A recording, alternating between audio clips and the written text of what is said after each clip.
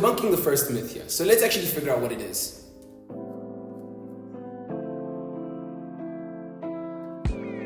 So we all know that when we don't vote, our vote automatically goes to the majority party, right? Hold on, is that actually true? Let's figure this out. So for years, the IEC has been attempting to debunk this rumor. Every couple of years, they channel the Inafiki Lumbalula, warm up their Twitter fingers, and go on a long rant on social media to try disprove this. But unfortunately, it still finds itself to be pervasive on social media, online, and in your grandfather's monthly store file. In 2019, the Freedom Front Plus posted this statement. Now, they're not the only ones to try be pushing this rumor, but since they're a party that has been contesting the elections for the last 30 years and still are spreading this kind of misinformation, I feel like they deserve to be in my crosshairs. So what they do get correct from this statement is that South Africa uses a proportional representation system, which means that the number of seats a party gets in the National Assembly is roughly equivalent to the number of votes they received as an overall party. So their analogy goes that you must consider South Africa as a large scale. So on the one hand, you have the ANC apples, and on the other hand, you have the opposition apples. The ANC side has 6 fruits, whereas the opposition side has 4, giving the ANC a 60% majority. Their analogy continues to say that if you take off a single opposition apple because it decides to not vote, you are essentially adding support to the ANC side of the scale, because now the scale tips towards the ANC side as they now have a 66% majority and the opposition fruit has a 33% minority. Now there's some truth to this, so put a pin in it because we'll come back to it later. Their analogy states that the apple that jumped off of the side of the opposition fruit serves to directly support the ANC side. And that's in effect like you putting on an ANC t-shirt and going out and voting for them on election day. It has the same outcome. The most important part of this and the subject of this video is the fact that every stay away vote could have been a vote against the ANC. And therefore, that vote is as good as a vote for the ANC. The apple that jumped off of the scale serves to directly support the majority party, in this instance being the ANC. We all know that politicians are notoriously bad at counting. So let me give them a little bit of help on how a mathematical analogy should work. Now, voting is your opportunity as a South African citizen to actively participate in democracy, and therefore you should vote. You absolutely should. But what we shouldn't think is that every vote is a finite resource that has to be allocated. So I'm going to give a few reasons why the Freedom Front Plus's analogy doesn't really work.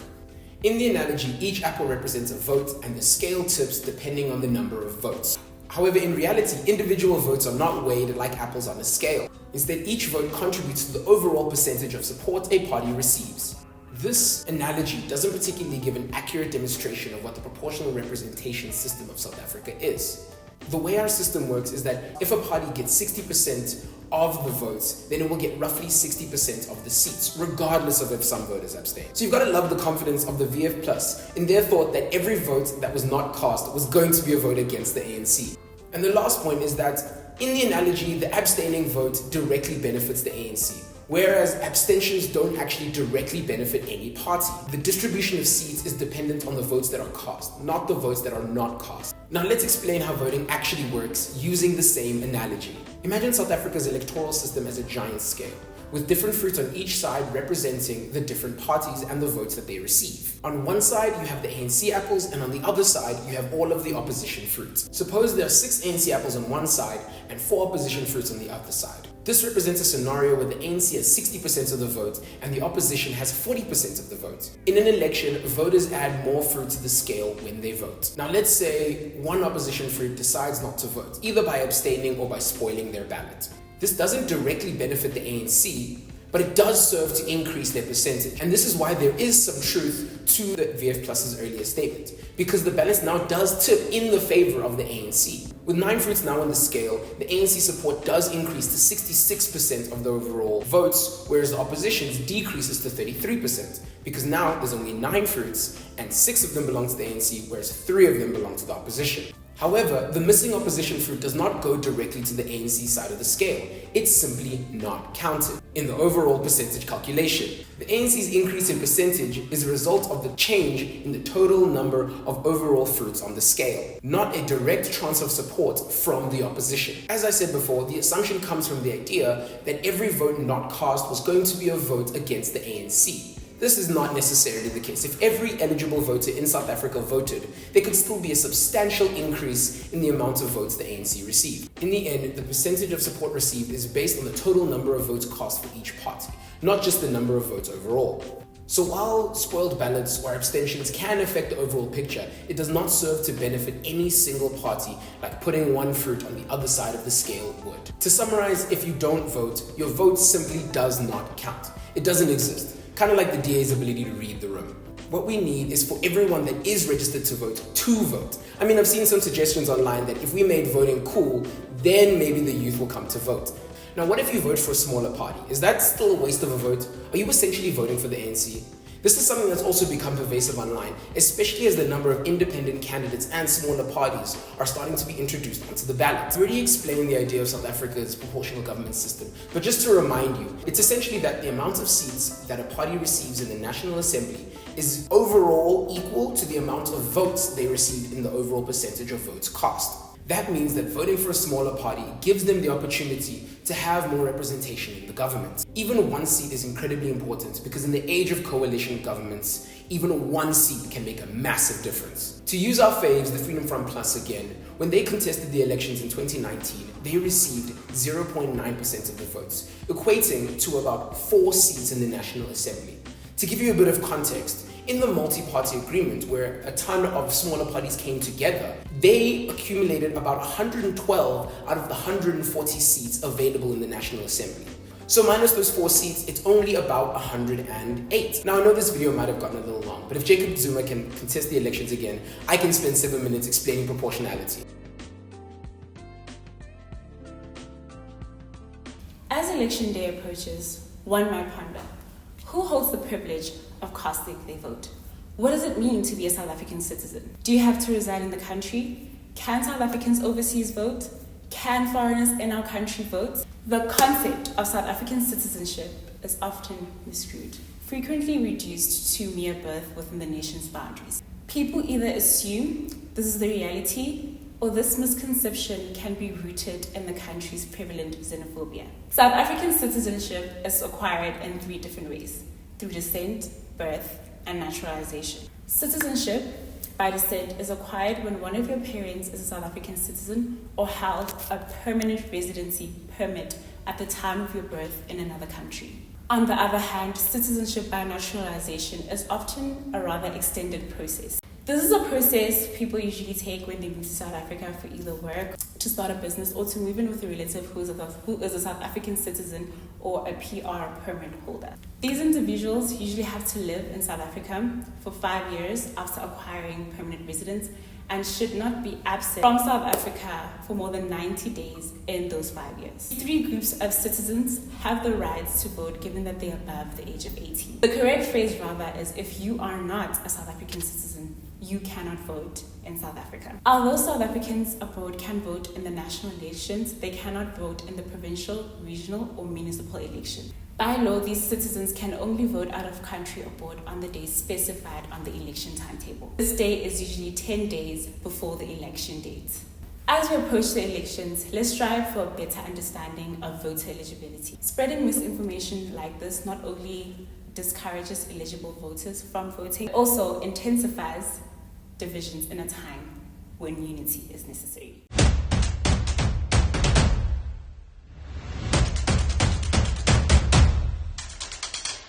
Another shock-inducing claim found to be circling the internet early this election year was that if the ANC were to lose majority power, then South Africa would withdraw from BRICS. Is this a truth or is it a myth? Well, it's both, but also neither. Like most things to do with politics, it's a lot less clear-cut than it is originally presented to be.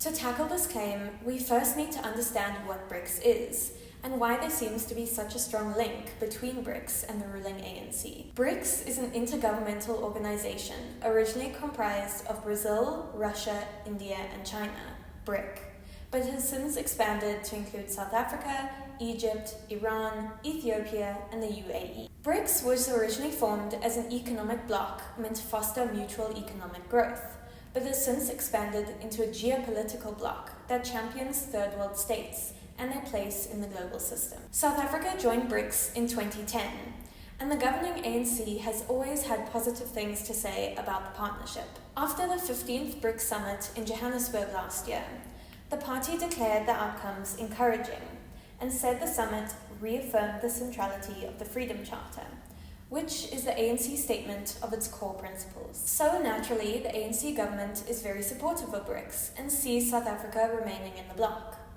So where does the idea come from that this might change? Well, it comes from inside the ANC itself. In an interview on the 27th of February 2024, South Africa's ambassador to Russia, Vuvuzela said this: "If the official opposition wins the elections, there will be changes in South Africa's foreign policy position. It is very likely that if this happens, South Africa will be withdrawn from BRICS." He went on to say that if the ANC wins the elections, it will not make any changes, I can assure you. The official opposition in South Africa is a Democratic Alliance, who the ambassador says is not a friend of Russia. This part is certainly true. And if you take a look at what the DA has had to say about Russia and BRICS in general, it hasn't been very positive. In a statement on the expansion of BRICS, the DA affirmed their belief that South Africa continues to prop up and give BRICS credibility, not because it is in our interests as a nation, but because it is in the interests of the ruling party. So if the DA were to win the elections in a landslide and take over the majority, then yes, maybe South Africa would withdraw from BRICS. But the idea that the ANC losing power directly correlates to a DA majority simply just isn't true. A comprehensive poll done by Change Starts Now shows the ANC polling at 42%, the DA at 19%, and the EFF at 16% for this year's elections. As the three biggest parties in the country, this clearly shows there won't be a DA majority anytime soon, nor an EFF one. Thus, it seems the ambassador's comments are just fear-mongering tactics, meant to make voters vote for the ANC if they like being a part of BRICS. It is important to note that the ANC is far from the only political party that supports BRICS, which is exactly why it has to emphasize its role in BRICS, so that voters don't go place their votes with another party. The EFF has consistently supported BRICS and has been particularly vocal in its support of Russia. Last year, EFF leader Julius Malema welcomed the expansion of the BRICS bloc, calling it progressive. He said BRICS must end the imperialist domination of the world by the West. And BRICS' focus on promoting third world states fits well with the EFF's political stances. Thus, it's highly unlikely that they would ever withdraw from BRICS if the EFF came into power. So, it seems Ambassador Maqetuka neglected to mention that other parties would not withdraw South Africa from BRICS if they came to power. Only mentioning the DA presents a narrow view of one's election choices. Vote ANC and stay in BRICS, or vote DA and leave. What the facts present is there's almost no chance of any other party gaining a majority in this year's elections, and thus no chance of South Africa being withdrawn from BRICS anytime soon, even if the ANC loses its majority. South African voters should not be scared into voting one way or another based on policy changes, especially when those policy changes are purely hypothetical.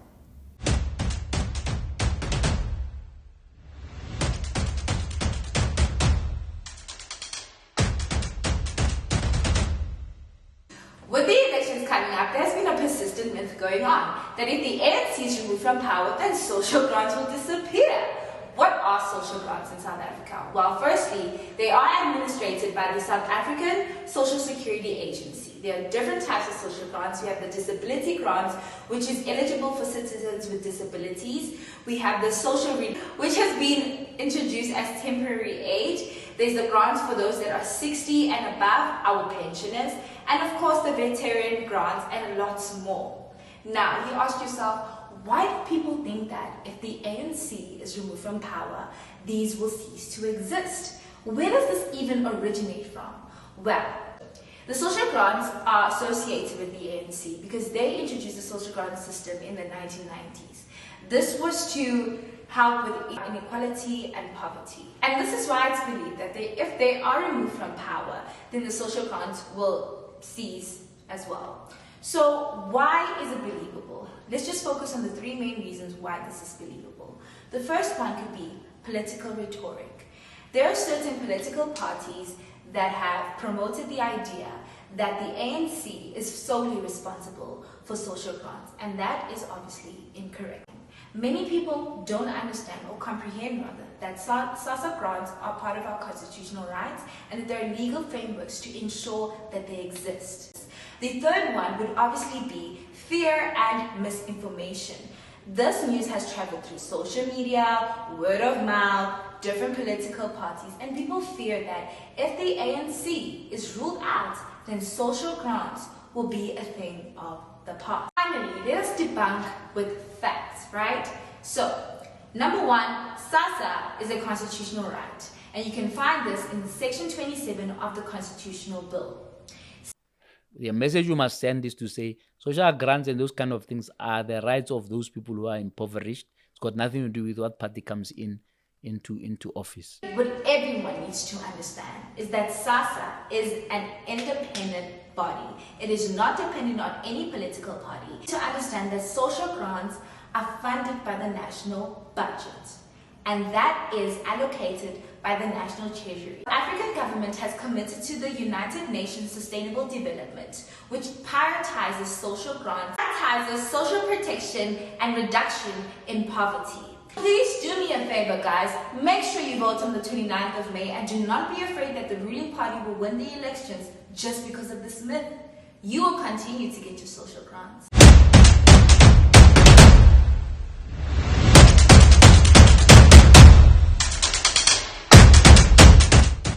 The IEC rigging elections and interfering with ballots is a statement that has been floating around people's minds and the internet for years. Now, the act of rigging an election is illegal, and it means when somebody changes the result of the election, either by advantaging another party over another or by changing the votes. The IEC is the Independent Electoral Commission, who is accused of doing the rigging. Now, that's quite paradoxical because the literal word independent is in its name. Because the IEC is responsible for everything to do with elections, from managing them, declaring results, and managing the voters' roll and the political party register, they are part of anything and everything, meaning if they want to skew the results, they will have ample opportunity to do just that. Let's now talk about where this myth originates. Fears of the IEC meddling in elections comes from a multitude of places, namely social media and political leaders. The ANC, MK Party, and Build One South Africa have all exclaimed how they are worried about the IEC rigging elections. However, this firework really took off when the DA and 10 other parties from the multi-party charter said that they wanted foreign ministers to observe the election process. So not only are political leaders casting a doubt over the general public about the IEC's ability to run free and fair elections, but social media has been a minefield regarding this statement. Social media is prone to buds of disinformation, which is when people publish false information on purpose, and misinformation, which is when people repost something that they genuinely think is true, but it's not. We also live in an era of deepfakes and artificial intelligence, making it extremely hard to really tell what is true and what is a lie. Now, this particular myth is particularly believable because of the state of South Africa.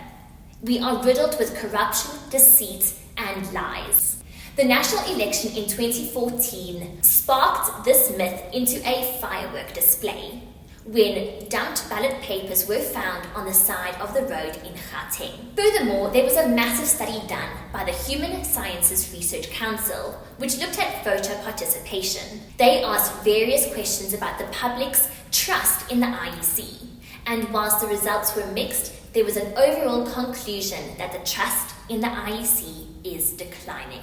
However, whilst this myth is believable because of X, Y, and Z, it shouldn't be. So let's debunk this. The IEC has explicitly stated it is near impossible to rig the elections in 2024. With security measures and safeguards in place, the election on the 29th of May should be smooth sailing. The election process has been carefully redesigned to make sure that any issues or discrepancies are dealt with as soon as they arise. Firstly, once voting has closed, the IEC will count these votes in the place they were cast.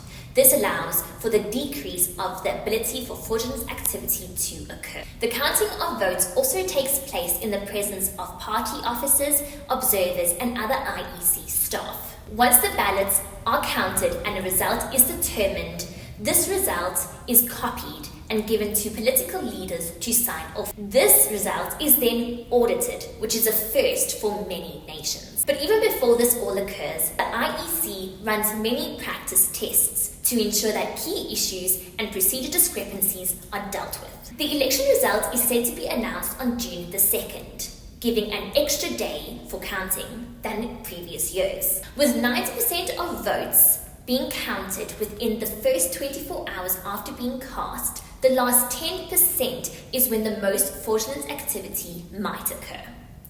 So whilst people might think this extra day is to rig the elections, it's actually to do the opposite. It's to forensically ensure that the last vulnerable 10% are not fraudulently meddled with. In the age of digital technology, systems can be hacked and attacked. So the IEC has 3 data processing centers, which are all independently run.